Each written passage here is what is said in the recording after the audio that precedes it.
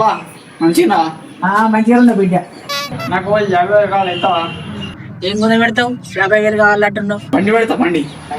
సరే మరి ఎప్పుడు ఇస్తావు పైసలు? ఒకటే తర్వాత. సరే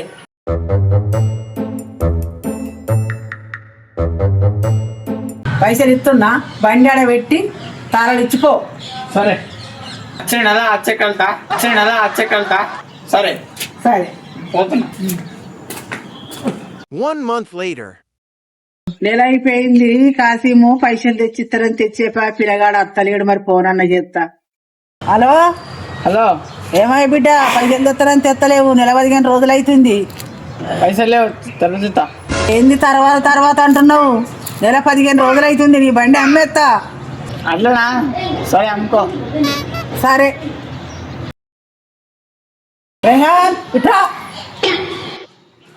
బండ్లు కొనటైనా తీసుకురాపో బిడ్డ, బండి అమ్మేస్తాం. సరే అబ్బా.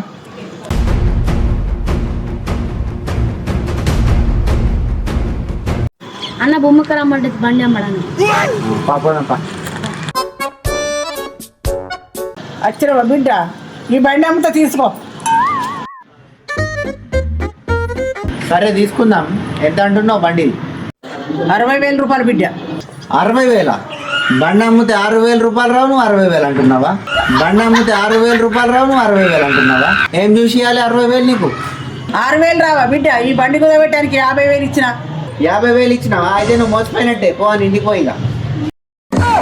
అయ్యో నా 50,000 పోయినాయి బిడ్డ.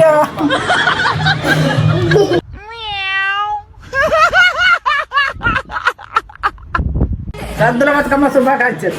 మా వీడియో నచ్చితే లైక్ చేయండి, అలాగే మీ ఫ్రెండ్స్ అండ్ ఫ్యామిలీ తోటి షేర్ చేయండి. మా వీడియో ఎలా అనిపించిందో కింద కామెంట్ చేసి చెప్పండి. అలాగే మా ధర్మపురి హంగామా 2 ఛానల్ని సబ్స్క్రైబ్ చేయండి.